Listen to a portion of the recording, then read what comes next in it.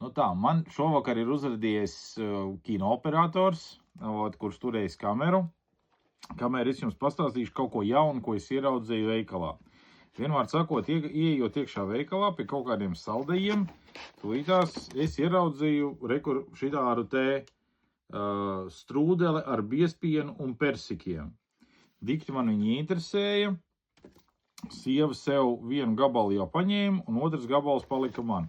Reku viņš šitā te ir iepakots. Un, pa strūdeli, es nezinu, vai to var nosaukt par strūdeli, bet, kaut kas jau tas ir. Diezgan bieza tāda mīkla, pasmaks viņš ir. Pamēģināsim, paskatīsimies, kas tur ir. Kniebjās viņš tā, ar diezgan lielu piepūli. Nokniebjām. Ko mēs te redzam iekšā?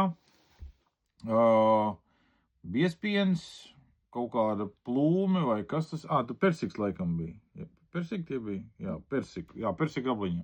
Kaut kas tāds ir. Pirmais kumos.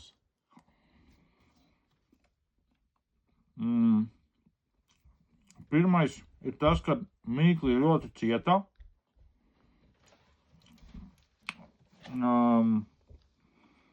Nav salds, dikti. Gaisotās diezgan bezgaršīgs. Biezpiens. Godīgi sakot, baigā vilšanās. Es neatceros, šoreiz točni es neatceros, cik viņš maksāja. Nepaskatījos uz pakas virsū. Arī, diemžēl, nav uzrakstīts. Es pirku veikalā tops. Var pasīties, cik viņš tur maksā. Ir tā, ka daēst man viņu negribās. Tāds viņš ir, biezpiens ir diezgan bezgaršīgs.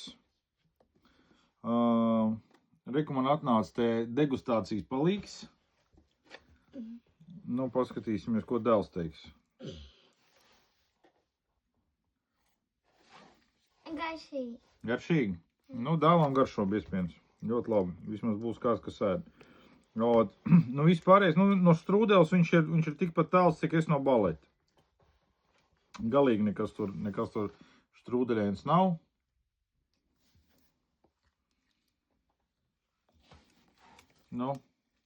Garšīgi. Garšīgi, jā?